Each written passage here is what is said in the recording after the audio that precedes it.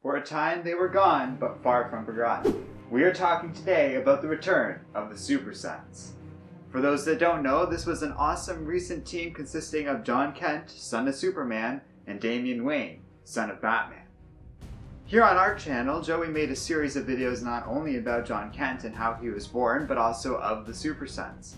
We've done a bunch of videos on Damian Wayne, so if you'd like to know more about the backstory of these characters, check out links to those videos. I'll post everywhere links usually go on a YouTube video.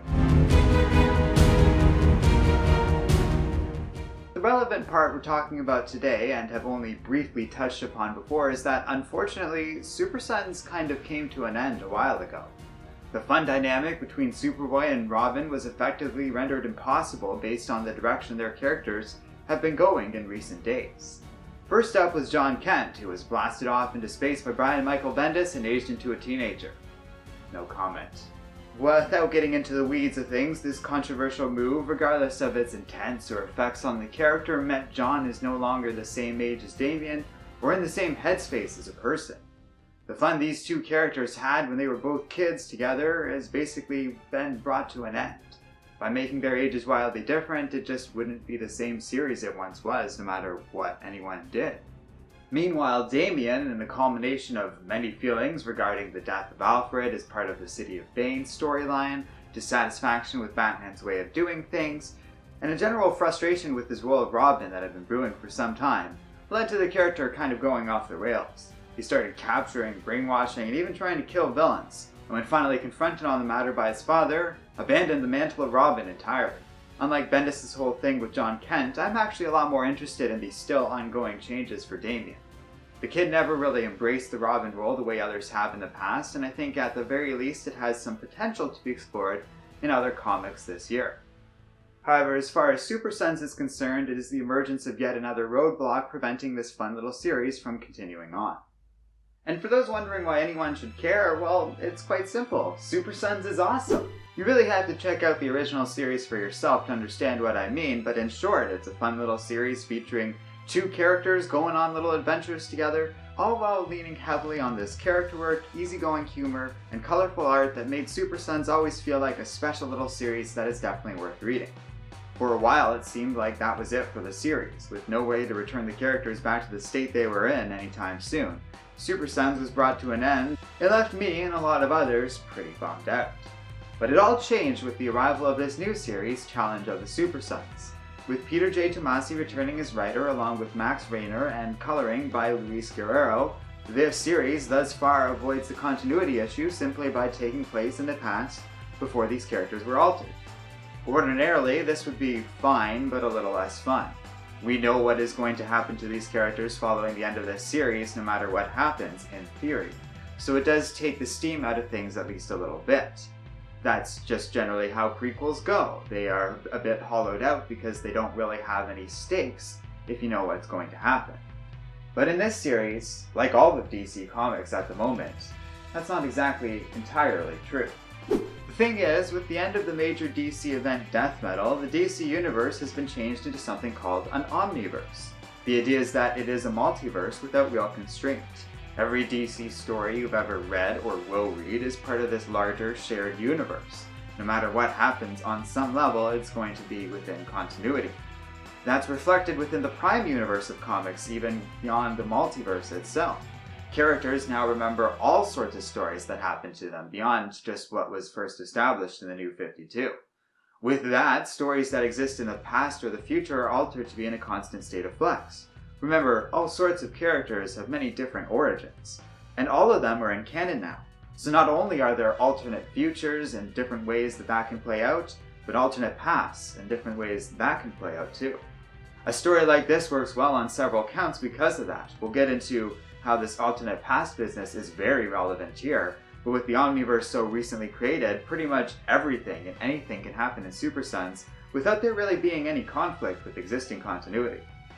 It means that past and current events will matter to the series, and events within the series itself can easily be referred to in future content, even beyond Super Sons. In other words, everything counts in the Omniverse, which means that this series is just as relevant to the future of Damian and Jon as comics dealing with the teenager Superboy or a Robinless Damian. 7 issues are out so far, featuring pretty much everything great about the original series, though there are some faults here that didn't really seem to exist in the previous Super Sons series. Though I still like Challenge of the Super Sons, there are some moments and lines that didn't quite hit me the way they should have. I think part of the problem is that so far Challenge of the Super Sons seems to be about one larger story, while the original series was much more episodic in nature. Tomasi seems to struggle with making this particular series into that longer story, because the worst part of the Challenge series has to be how the overall story is told in a very weird order, often leaving out some pretty important details that you just sort of have to figure out and fill in the blanks on your own as a reader, without really there being any benefit in doing so. But hey, explaining convoluted and complicated comic book storylines is kinda Comic Island's modus operandi, so let's get right to it. Issue 1 opens in the far future using a framing device as 2 children learn about the now historical record concerning the Super Sons. As established in the previous series, Jon Kent and Damian Wayne are at this time attending a private school together. Again, that's not the case for the 2 current versions of this character, but like I said, the fun of the Omniverse means that this status quo very much can come up again one day in the future. I know I'm making a big deal out of this, but reading this series is a nice reminder of how great it is to have Superboy and Robin back and working together, especially because by now the 2 have come to truly care about one another as friends. That's the sort of benefit you get from having something exist robustly within continuity. After a great little opening, the Super Sons find themselves faced with something we've never seen in this series before: a quiet night. Damian Wayne is dismayed to find the sons of the dynamic duo are spending the evening helping a nurse bring in her groceries. Though in spite of that, he's still willing to accept a tip, which in turn frustrates Jon, who knows very well the last thing Damian needs is more money. Just then, the 2 were accosted by an older woman in a strange robe, who screamed about something called the Doom Scroll, exclaiming it was death written on paper, before she started to glow and explode into a burst of energy. The blast knocked the 2 boys into the 16th century, where they were almost immediately attacked and captured by 2 major villains in the history of the DC timeline: Immortals Vandal Savage and Felix Faust. The boys attempted to escape, but only succeeded with the help of the older woman who sent them into the past. Her name was Rora, and back in the 16th century she was just a young girl and apprentice to Felix Faust.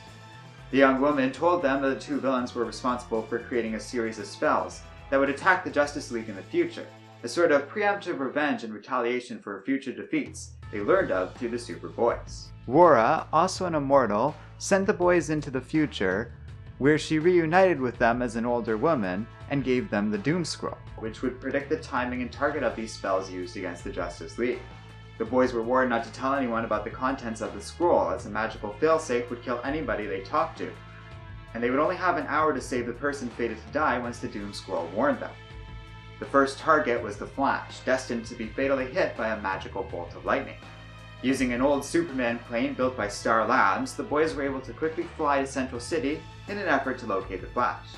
This is a great example of the detail this sort of series can have. Superboy, in theory, could have just flown Damian there using his natural abilities, but with only an hour to spare, flying at his top speed would have critically injured Damian. So instead they use a plane, already pre-existing part of Superman lore. Since both superheroes could barely keep up with the Flash, let alone warn him, instead they resorted to having Jon hold Damian's bow staff so that Superboy was hit with the magical lightning instead. As Kryptonians are weak against magic, the lightning badly hurt Superboy, and Robin was barely able to save his crime-fighting partner from fatally careening into the ground. Unfortunately, both boys had little time to recover, as they were disturbed to see the Doom Scroll next predict the death of Wonder Woman.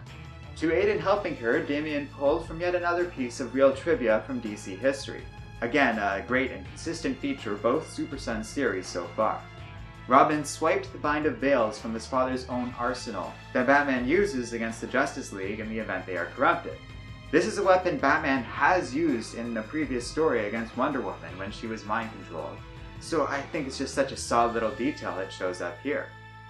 As predicted by the Doom Scroll, a Minotaur soon appeared near Wonder Woman, so Damian incapacitated her with the Bind of Veils, while the Super Sons did battle with the mythological creature. The boys next saved Hawkgirl, although they had to knock her unconscious with her own mace to do so. When she woke up and angrily confronted the children over this, they were forced to flee, knowing that telling the truth would kill the woman. When the boys returned to Rora, Vandal Savage was there, waiting for them in ambush. This led to a great little fight scene where Jon pins Vandal Savage to the ground and starts pummeling him with his super strength, and Damian hits him with the Supermobile, before Savage suddenly and mysteriously disappears. Though the heroes don't have a chance to look for him further, as the Doom Scroll announces they have a new target, the superhero known as Cyborg, and of course, only an hour to save him. And that's what we know of Challenge of the Super Sons so far.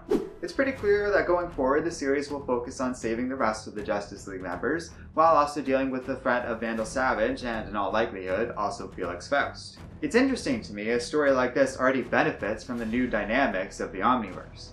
With few meaningful concerns surrounding continuity or established history in the way, the few lines Vandal Savage says about having trouble remembering the Super Sons up until their reappearance in the present is more than enough to justify the plot overall.